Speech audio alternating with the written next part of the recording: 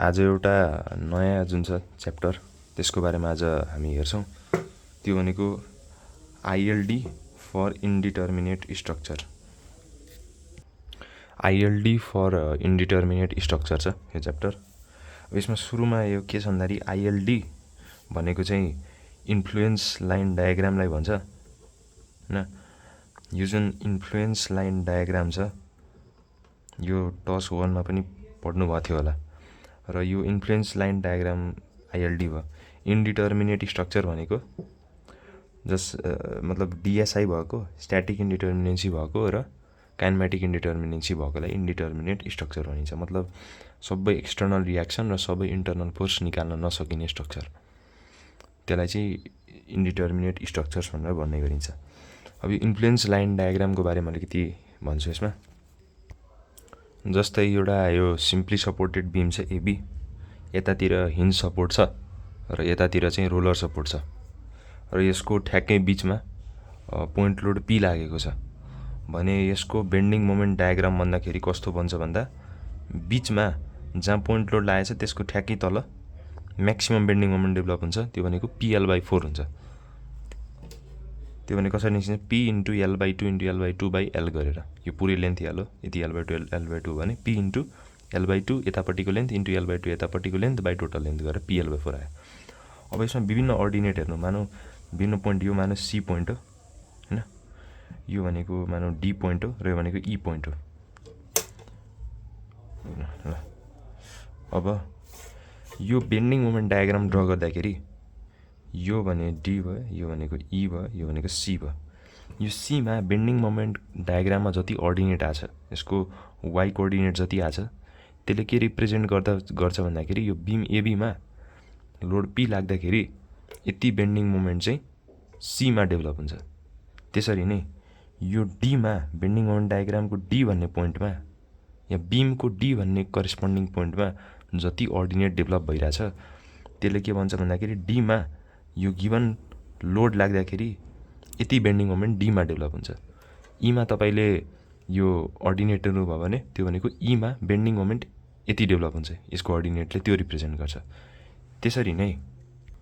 यसरी नै तपाईले यो बिम एबी को लागि शियर फोर्स डायग्राम बनाउनु भयो भने यहाँ यस्तो शियर फोर्स डायग्राम बन्छ। अब ए पोइन्टमा शियर फोर्स डायग्राममा जति अर्डिनेट छ P/2 छ भने यो P/2 ले ए पोइन्टमा लाग्ने शियर फोर्सलाई रिप्रेजेन्ट गर्छ। डी पोइन्टमा जति अर्डिनेट आइरहेछ यसले डी पोइन्टमा शियर फोर्स कति लाग्छ त्यसलाई रिप्रेजेन्ट गर्छ। सी पोइन्टमा जति अर्डिनेट आइरहेछ यो माथिको भनेको जस्ट लेफ्टको कारणले गर्दा हो र यो भनेको जस्ट राइटको बेलाको। ठीक छ, त यो जस्ट लेफ्ट हुँदा P/2 शियर फोर्स छ सी मा, जस्ट राइट हुँदा प्लस P/2 छ जस्ट लेफ्ट हुँदाखेरि सी मा शियर फोर्स र जस्ट राइटमा चाहिँ माइनस P/2 छ। त मतलब बेन्डिङ मोमेन्ट डायग्राम भयो, शियर फोर्स डायग्राम भयो, एक्सियल फोर्स डायग्राम भयो, त्यो सबैले के रिप्रेजेन्ट गर्छ भन्दाखेरि त्यो पोइन्टमा जति अर्डिनेट आउँछ त्यो भनेको त्यो फङ्सनको लागि, त्यो बेन्डिङ मोमेन्ट हो कि शियर फोर्स हो कि एक्सियल फोर्स हो, त्यो फङ्सनको त्यो पोइन्टमा जति अर्डिनेट आउँछ त्यसले चाहिँ बिमको त्यो पोइन्टमा त्यो फङ्सनको भ्यालुलाई रिप्रेजेन्ट गर्छ। जहाँ तपाईले हेर्दै हुनुहुन्छ ए मा हेर्दै हुनुहुन्छ शियर फोर्स डायग्राममा अर्डिनेट भने ए को मा लाग्ने शियर फोर्स रिप्रेजेन्ट गर्छ, डी मा हेर्दै हुनुहुन्छ भने डी को शियर फोर्स, सी मा हेर्नुहुन्छ भने सी को शियर फोर्स, जस्ट लेफ्टमा छ भने एउटा, जस्ट राइटमा छ भने अर्को, त्यसरी हुन्छ। तर आइएलडी मा के फरक हुन्छ भन्दाखेरि यो shear force diagram, axial force diagram, bending moment diagram भनेको पुरै बिमको लागि बनाइन्छ। बिममा सबै पोइन्टको बेन्डिङ मोमेन्ट निकाल्नु पर्यो, सबै पोइन्टको शियर फोर्स निकाल्नु पर्यो भने त्यो ड्र गर्ने हो। तर एउटा पोइन्टको मात्रै तपाईले फङ्सनको लागि त्यो डायग्राम बनाउनु हुन्छ भने त्यो भनेको इन्फ्लुएन्स लाइन डायग्राम हो। त्यो अलि भन्दा अलि नबुझे जस्तो लाग्छ, तर अहिले एउटा इक्जाम्पल गरेपछि थाहा हुन्छ। जस्तै यो बिम एबी छ, यसमा मानौ एउटा युनिट लोड 1 किलोन्युटन छ र यो भनेको बिम एबीमा लेफ्टदेखि राइटतिर मुभ भइरहेछ, मुभिङ लोड हो। युनिट पोइन्ट लोड जुन चाहिँ एदेखि भित्र मुभ भइरहेछ र मानौ कुनै इन्स्ट्यान्टमा यो ए भन्ने पोइन्टबाट एक्स डिस्टेन्स टाढा थियो यो र यो पुरै लेन्थ भनेको एल हो, पुरै चाहिँ एल हो, एल हो, यति एल हो, यति एक्स हो भने यति भनेको एल - एक्स हुन्छ। अब ए को रिएक्सन आउँछ यहाँबाट, ए को रिएक्सन कति हुन्छ 1 into L minus X by L हुन्छ, त्यो भनेको L minus X by L हो। र बीको रियाक्सन कति हुन्छ 1 इन्टु एक्स बाई एल हुन्छ।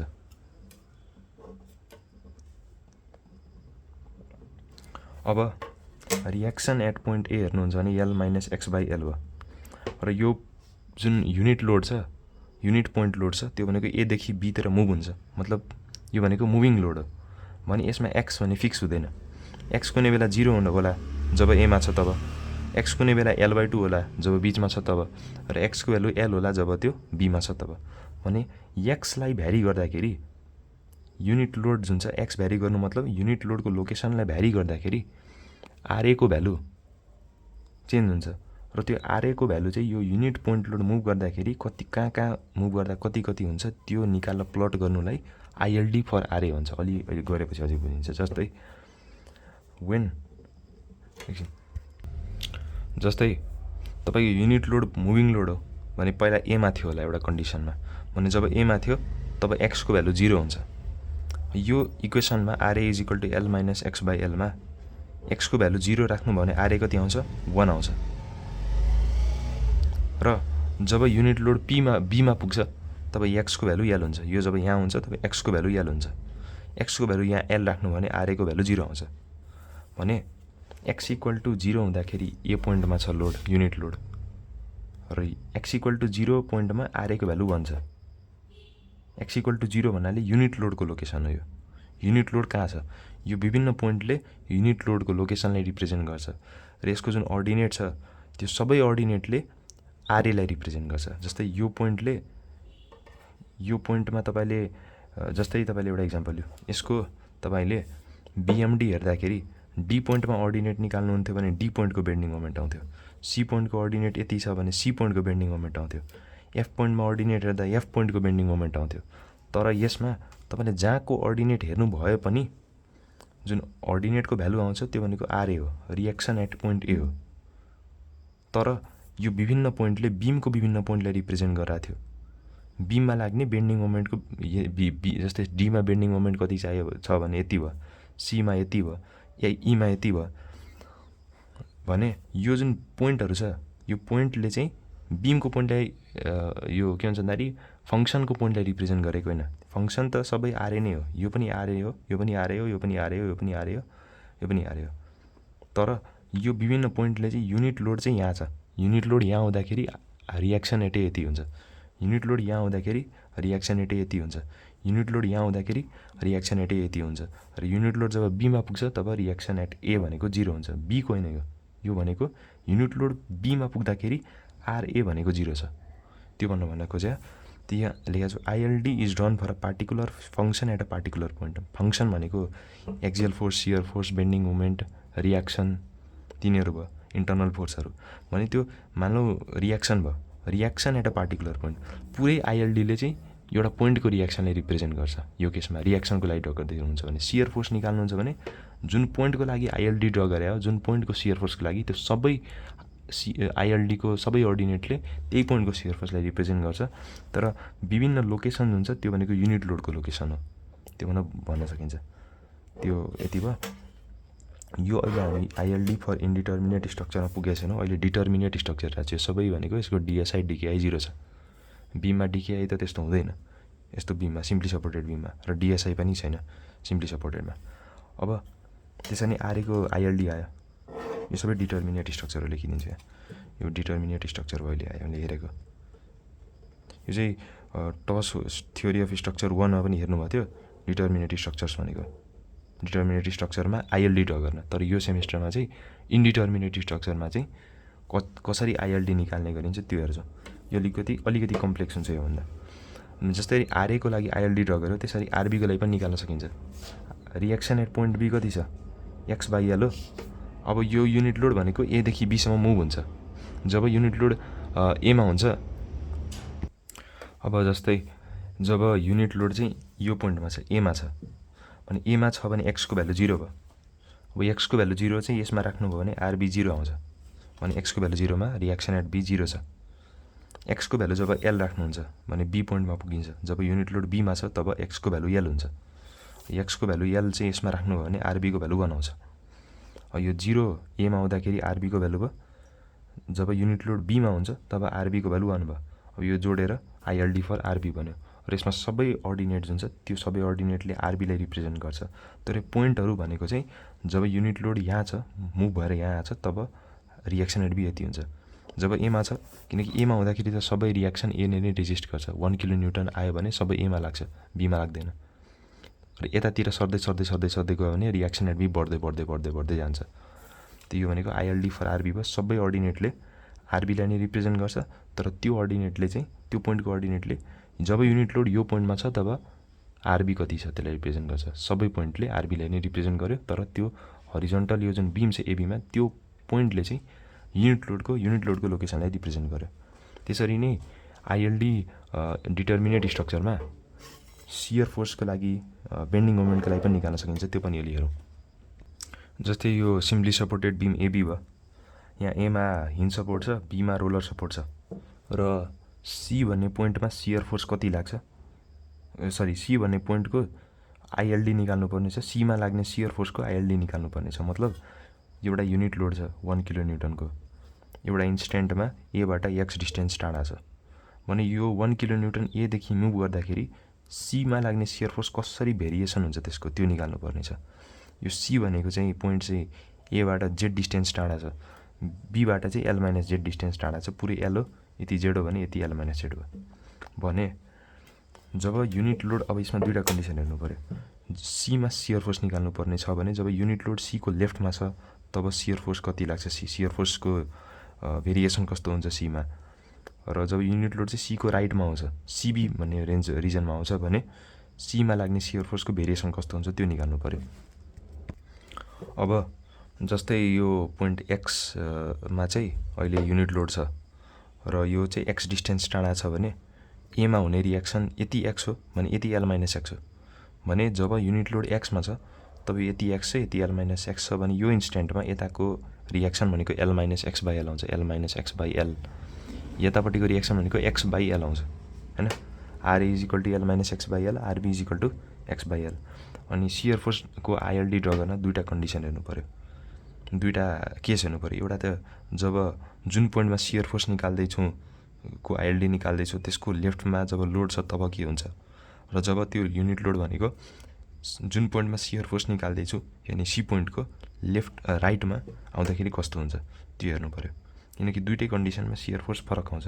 यतातिर आउँदाखेरि त्यसले के हुन्छ भन्दाखेरि यतातिर हुँदाखेरि त्यसले जस्तै यतातिर चाहिँ यसले क्लकवाइज मुभमेन्ट प्रड्युस गर्छ, यतातिर आउँदाखेरि चाहिँ यसले एन्टी क्लकवाइज मुभमेन्ट प्रड्युस गर्छ, त्यसले गर्दा साइन पनि फरक हुन्छ र भ्यालु पनि फरक पर्न जान्छ।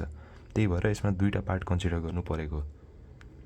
अब जस्तै युनिट लोड जस्तै यो हामीले जुन मानेको थियो सीको लेफ्टमै छ हैन, त्यो पहिलो केस भयो। जब युनिट लोड भनेको सीको लेफ्टमा छ तब हामीले shear force at point C हेर्नु पऱ्यो।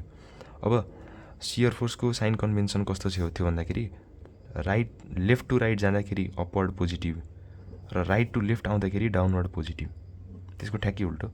मतलब यो चाहिँ ठिक छ। अब यसको ठ्याक्कै उल्टो हेऱ्यो भने डाउनवर्ड नेगेटिभ र लेफ्ट टु राइट जाँदा र राइट टु लेफ्ट आउँदा अपवर्ड नेगेटिभ हो भने सी पोइन्टमा सियर फोर्स निकाल्नु छ यो केसमा भने लेफ्टबाट आउँदाखेरि दुईवटा फोर्स लिनुपर्छ, तर राइटबाट यतातिर आउँदाखेरि एउटा मात्रै फोर्स लिनुपर्छ, त्यही भएर राइट टु लेफ्ट जानु सजिलो हुन्छ। भने राइट टु लेफ्ट आउँदा अपवर्ड नेगेटिभ छ भने यो के भने नेगेटिभ हुन्छ, माइनस एक्स बाई एल हुन्छ, र यता कुनै पनि फोर्स लागेको छैन भने सीमा लाग्ने सियर फोर्स भनेको माइनस एक्स बाई एल आउँछ। यताबाट गरे पनि त्यही आउँछ। जस्तै एदेखि सी जाँदैछौँ भने लेफ्ट टु राइट जाँदैछौँ, लेफ्ट टु राइटमा अपवर्ड पोजिटिभ डाउनवर्ड नेगेटिभ हो भने यसलाई यसरी गरौँ, यसको shear force at point C निकाल्दा L minus X by L positive -1 गर्नु, यो गरेपछि कति आउँछ L minus X minus L by L आयो, यो भनेको माइनस एक्स बाई एल आयो, त्यति नै सियर फोर्स आउँछ। तर यताबाट जहाँबाट एउटा मात्रै फोर्स इन्काउन्टर गर्नुपर्छ त्यो सजिलो हुन्छ, त्यही भएर गऱ्यो। अब जब लोड लेफ्टमा छ भने एमा हुँदाखेरि र सीमा हुँदाखेरिसम्मको कन्डिसन हेर्नु पऱ्यो। जब लोड एमा छ तब एक्सको भ्यालु 0 हुन्छ। अब एक्सको भ्यालु 0 राख्नुभयो भने shear force at point C 0 आउँछ। मतलब जब लोड एमा छ तब त पुरै रियाक्सनले नै रेजिस्ट गरिदियो हैन, त्यही भएर यतातिर लोड जाँदै गएन, त्यही भएर shear force at point C 0 भयो, एक्स 0 राखेर। अर्को भनेको लेफ्टको मात्रै स्टडी गर्दैछौँ भने सीसम्म हेर्न सकियो। अब सीमा एक्सको भ्यालु जेड हुन्छ त्यहाँ जेड राख्नु भने shear force at point C minus Z by L आयो। अब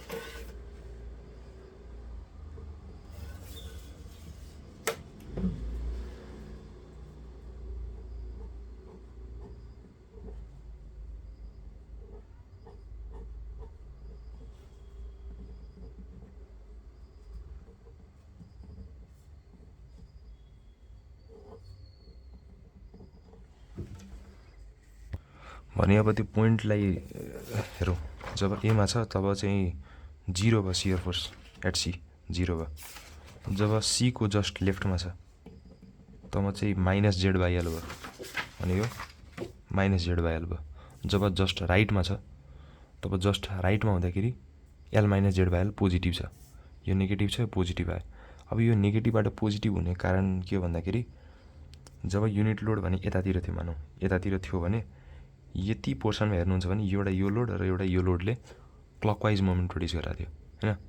तर जब यतापट्टि जान्छ तपाईँले एन्टी क्लकवाइज मोमेन्ट प्रड्युस गराएको छ, त यसको मोमेन्टको डाइरेक्सन अपोजिट भएको कारणले गर्दाखेरि यो चाहिँ नेगेटिभबाट पोजिटिभमा ट्रान्जिसन भएको। जस्ट लेफ्टमा हुँदाखेरि एउटा टाइपको मोमेन्ट देखाउँछ, जस्ट राइटमा जाने बित्तिकै त्यसको मोमेन्टको नेचर फरक भइहाल्छ। त्यही भएर नेगेटिभ टु पोजिटिभ ट्रान्जिसन भइहाल्छ एकदम त्यही पोइन्टमा, जस्ट लेफ्ट हुँदाखेरि र जस्ट राइट हुँदाखेरिको। यसरी ILD for shear force at C चाहिँ निकाल्न सक्यो। यो सबै भनेको डिटर्मिनेट स्ट्रक्चरको अहिले हामी इन्डिटर्मिनेट पुगेको छैनौँ। त्यसरी जसरी सियर फोर्स एट पोइन्ट सीको आइएलडी बनायो त्यसरी नै बेन्डिङ मोमेन्ट एट पोइन्ट सीको पनि आइएलडी बनाउन सकिन्छ। यही फिगर युज गरौँ। जब युनिट लोड सीको लेफ्टमा छ, एकछिन यो लाइट अन गर्छु एकछिन। सी पोइन्टको जब लेफ्टमा युनिट लोड छ तब र अर्को केसमा राइटमा हुँदाखेरि भने सी पोइन्टमा बेन्डिङ मोमेन्ट कति हुन्छ जब लेफ्टमा छ लोड, तब यताबाट आए पनि हुन्छ, यताबाट आए नि हुन्छ, यता एउटा मात्रै लोड छ भने यताबाट सजिलो भयो। भने सी पोइन्टमा बेन्डिङ मोमेन्ट कति आउँछ भन्दाखेरि एक्स बाई एल इन्टु कति हो L minus Z, X by L into L minus Z. अहिले स्यागिङ मोमेन्ट दिइरहेछ भने पोजिटिभ भयो। अब तपाईँले bending moment at point C निकाल्नु भयो। जब युनिट लोड एदेखि सीमा छ तबको bending moment at point C हो। जब एमा हुन्छ भने एक्सको भ्यालु 0 हुन्छ, अनि बेन्डिङ मोमेन्ट एट सी कति आउँछ, यो 0 राख्नु भने 0 आउँछ। मतलब जब लोड एमा छ तब सीमा लाग्ने बेन्डिङ मोमेन्ट 0 हुन्छ, किनकि सबै रियाक्सन यहाँ डेभलप भयो। यो फोर्स यहाँ लाग्यो, यहीँ रियाक्सन डेभलप भयो, यता केही आउँदै आएन, न मोमेन्ट आयो न सियर फोर्स आयो। एक्स इक्वल टु अर्को एसीको एक्सट्रिम भनेको सी, सीमा एक्सको भ्यालु जेड राख्नु भयो भने bending moment at point C कति आउँछ, Z into L minus Z by L हो। अब यो दुईवटा कन्डिसन भयो। त्यसरी नै तपाईँले यसमा हेर्नुहुन्छ भने यतातिर हुँदाखेरि अब यहाँबाट जान सजिलो हुन्छ, एदेखि सी बेन्डिङ मोमेन्ट निकाल्न सजिलो हुन्छ। Bending moment at point C कति आउँछ, सेम आउने हो, यो पोइन्टमा निकाल्नुहुन्छ भने, तर जे होस् निकालौँ। सीमा बेन्डिङ मोमेन्ट कति आउँछ, एक्स बाई एल इन्टु यति हो, यति भनेको जेड हो, अनि x by L into Z भयो। भने यो सिबीमा सीबाट बी जाँदैछौँ, बीमा हुँदाखेरि एक्सको भ्यालु कति हुन्छ, 0 हुन्छ, एक्स यहाँबाट लिएछु, त bending moment at point C 0 भयो।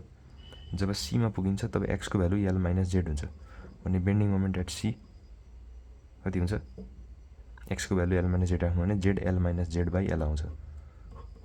अब यो सबैलाई प्लट गर्नु, एबी एमा हुँदाखेरि bending moment at point C 0 थियो भने 0 भयो, र यो जब बीमा थियो तब एक्सको भ्यालु यतापट्टि लिँदा 0 थियो, यहाँ पनि 0, भने यहाँ पनि 0 छ, यहाँ पनि 0 छ। सीमा हेर्नुहुन्छ भने यहाँ पनि Z into L minus Z by आएछ, र यहाँ पनि Z into L minus Z by L आएछ, यतातिर यस्तो भयो। यहाँ चाहिँ Z into L minus Z by L भयो, र यसरी यसलाई जोड्नु भयो भने यो भनेको ILD for bending moment at point C हो।